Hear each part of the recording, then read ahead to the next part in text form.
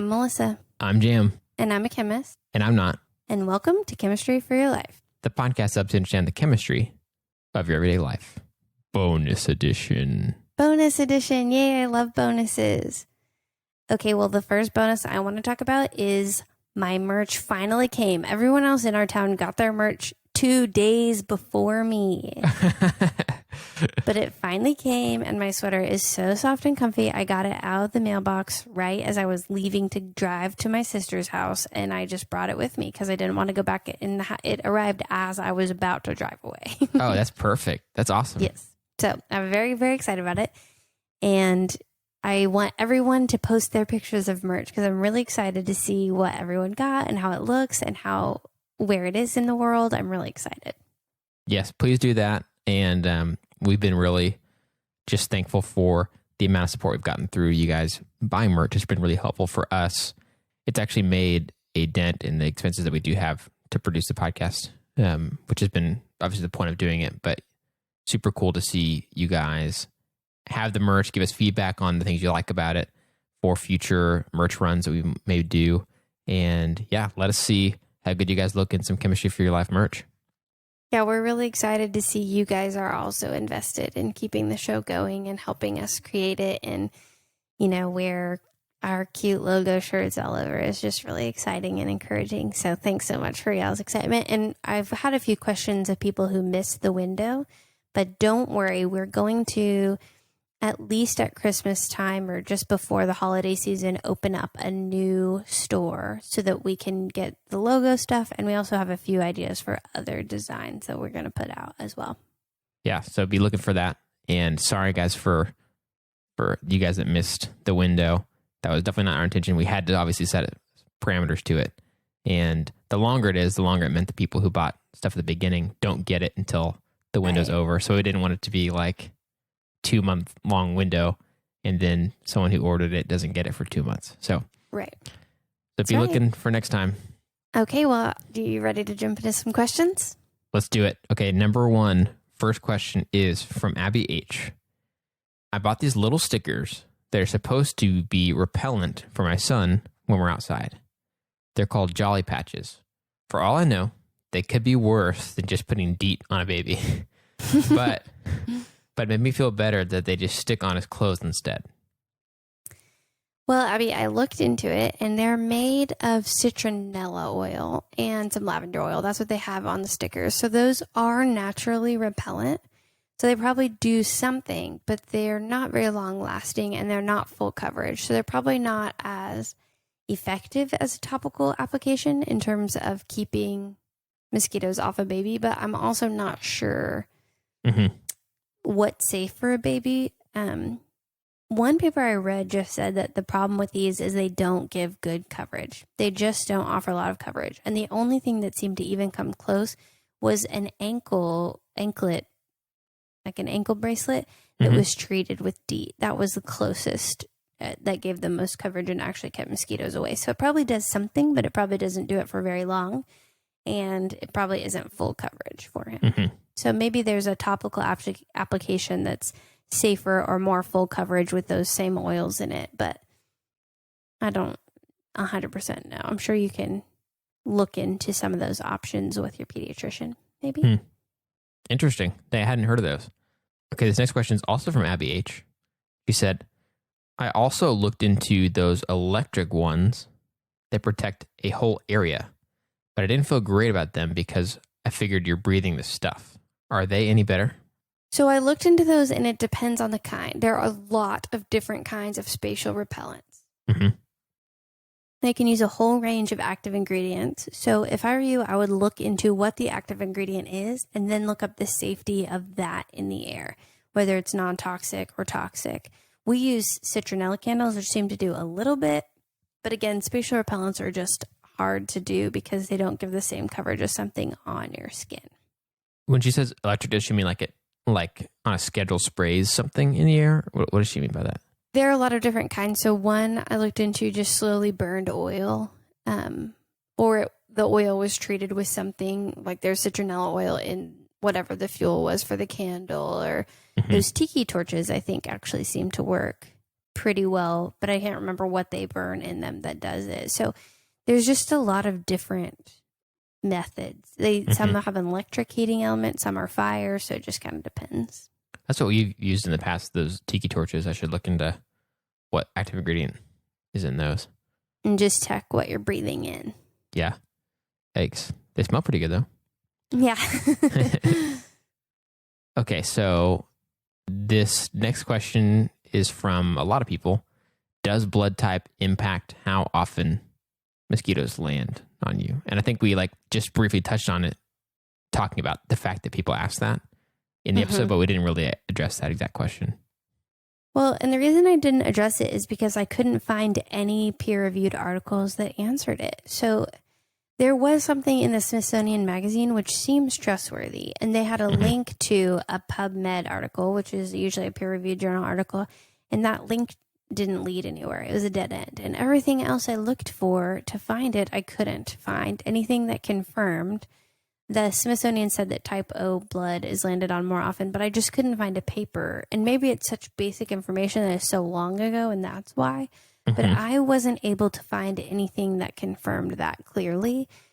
The whole time I was looking for the episodes, and I looked again just last night before we recorded this episode, and I haven't found anything. So if you can find something on that, a peer-reviewed journal article on that, I'm not a biologist, so maybe there's another way to say blood type or whatever that's more clear. But I could not find anything that confirmed this. So I can't say yes, but I also can't say no. Got it. Interesting. It's a mystery. Hopefully someone out there with better internet peer-reviewed journal article skills can find it for me. But there are the things that you did bring to our attention that do affect how often they land on us. So at least we know something. And it's things that aren't blood type, at least so far. Right. Okay, so Harry B. wrote in, he gave us some mosquito facts. And one of them is that the saliva the mosquitoes put into us that causes the reaction is to stop our blood clotting so that their proboscis, their little straw mouth thing, doesn't get stuck when they insert it into us.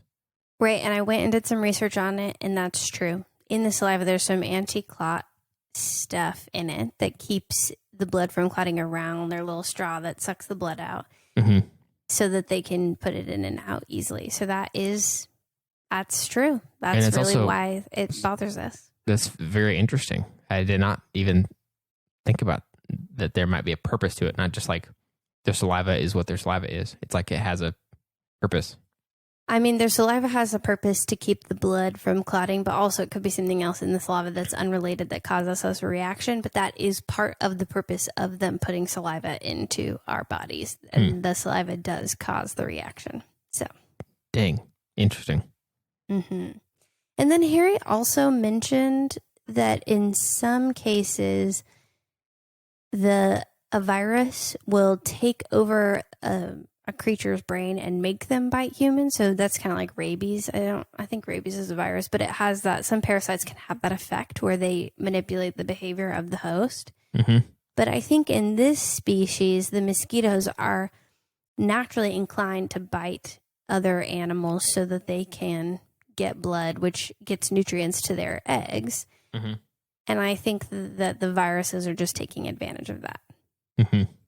I don't think that we know that the virus manipulates the behavior of the mosquito at all.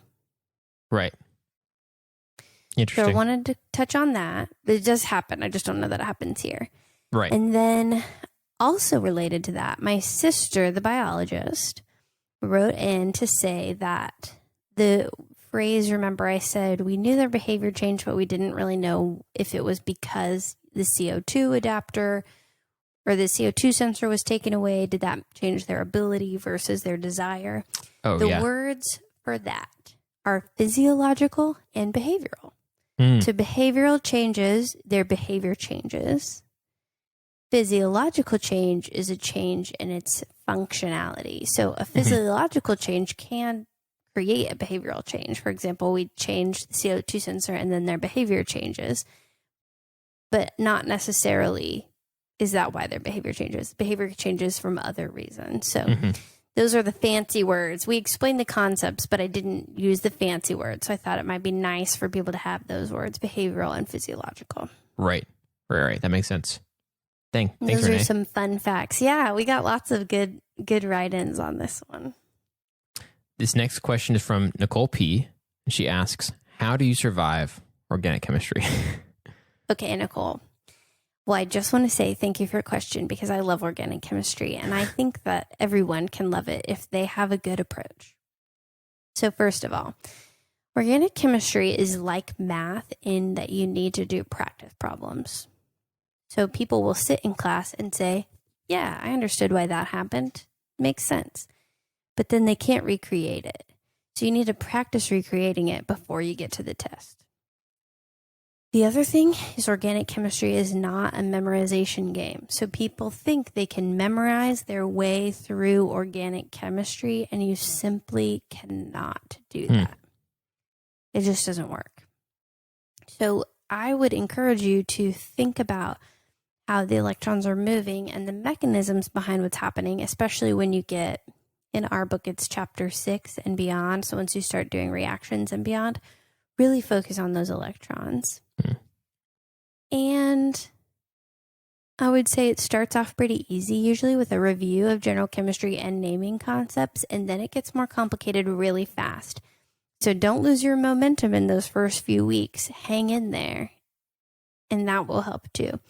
But also, if your teacher doesn't do this for you, I would encourage you to look up relevant applications of your organic chemistry to everyday life, because that's going to make it more interesting to you.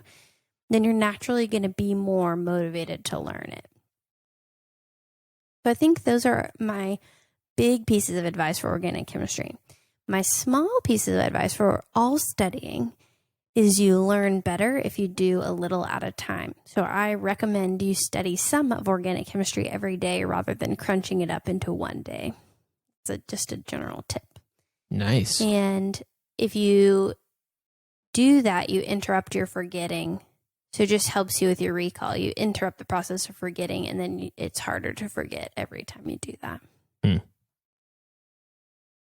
So that's my recommendations for organic chemistry. Also, get a lot of help. Don't sit there wasting time when you're having a hard time trying to figure it out on your own.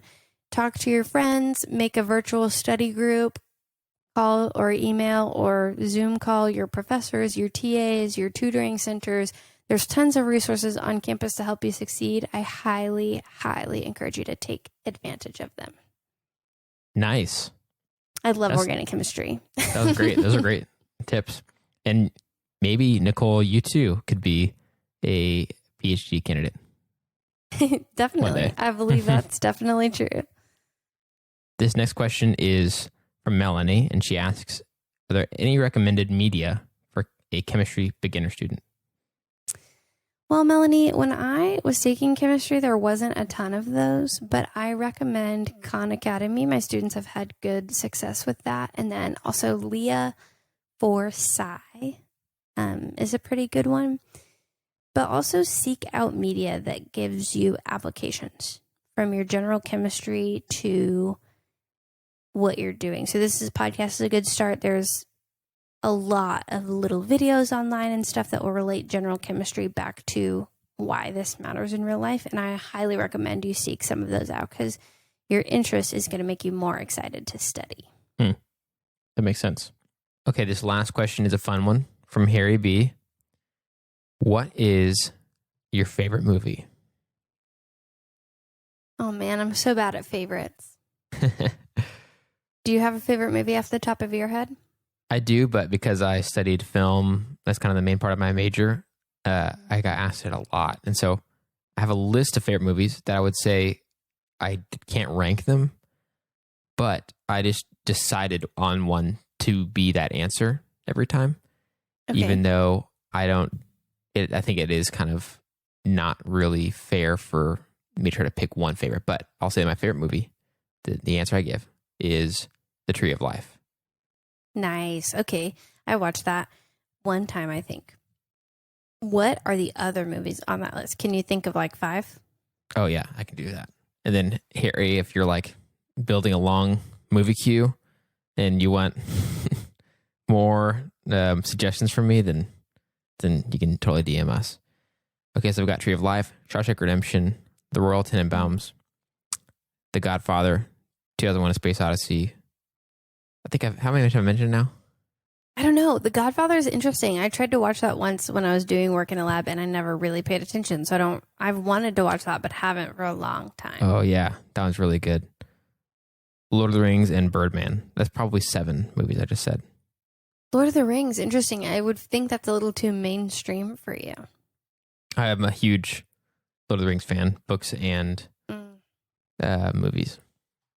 I don't know that I have a favorite movie. What I like to say when I ask these kind of questions of people is, like, sometimes it's music or whatever, but it's just hard to pick a favorite. So I have to say, what is your favorite movie today? It can be different tomorrow. You're not held to your answer. But if you had to pick one today, what would it be? I usually do, what are some of your favorites? Oh, yeah. Okay, for today, I'll pick one for today. I just recently rewatched Pride and Prejudice. My friend Ashley and I have been doing this thing during the pandemic where we'll just randomly be free. It's usually a Friday night. Mm-hmm. And I'll say, do you want to watch this movie with me?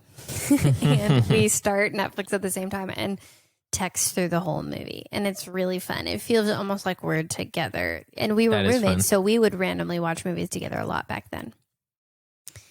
So we watched Pride and Prejudice together. And it's the newest one with Keira Knightley, and I don't remember who Mr. Darcy is. And I don't either. I haven't seen it, but usually I know a little bit about main movies. Well, it's just done really well.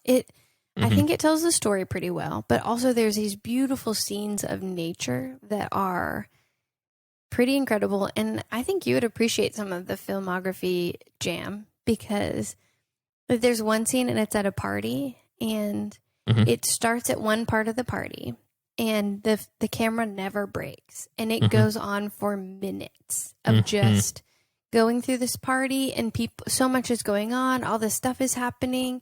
Oh yeah. And it's very long and never has a break at all, and it's beautifully done. I love that. There's another part where the protagonist, the main characters, are dancing, and they're in a room full of people, and then it gets really intense, and everyone else in the room disappears, and it's just them dancing. Nice. And it's really beautiful. I just think that it's a beautiful movie. And it tells a good story where you kind of have to learn to get over your pride and your prejudices. So. Nice. And that's why I call it Once Upon a Time in England. So that is a really good movie that I think is probably my favorite today. When they have these beautiful statues, there's one where, I don't know how they do this with statues, but it's a woman with a veil over her face. And you can see the veil and you can see the face. And I don't know how people do that. Oh, yeah. Stone. Dude. It's just beautiful. Seriously. Yeah. You probably wouldn't like it for other reasons, but I would guess. But the continuous take thing, the camera not breaking, Birdman is almost entirely that. It's not, there's a part where it cuts on purpose, but the rest of the entire movie is continuous take, which is nuts. Yeah, that is nuts. So maybe this one is outdated enough that it wouldn't be that impressive to you, but at the time I was very impressed. And that's not impressive. Scenes. I definitely think it's impressive. Okay. Yeah. Okay, good. Well, I think maybe we should trade movies, and I'll watch The Godfather and you can watch Pride and Prejudice, and we'll see how we feel about them. That's a good trade. I feel like of the ones on my list that you haven't seen, that one's one I think everyone should see. And I think if you actually do watch it and pay attention, I think there's a lot to enjoy about it, and a lot to see what the hype's about, you know. All right, let's check back in on our next Q&R and see how we feel about watching one of the other's favorite movies. Okay, you might have to remind me a little bit about Pride and Prejudice. Okay. It's on Netflix though, you said? It's on Netflix. Okay, that helps. Yeah. Great. Okay, that's fun. Good question, Harry. Good question. Okay, well, I think that's it for this week in terms of questions, but I did want to take a minute to thank not only people who supported us through merch, but also we do have our Ko-Fi, and that has been an awesome way for people to help support the show as well. And this week we want to give a shout out to Jeff C., who gave on our Ko-Fi. So thanks, Jeff, so much for supporting us in that way. It means a lot to have our listeners invest in continuing the show and know that this is something we all are working on together. That means a lot to me. Yeah, that's a good way to put it. This episode of Chemistry for Your Life was created by Melissa Collini and Jam Robinson, and we'd like to give a special thanks to E. Robinson, who reviewed this episode.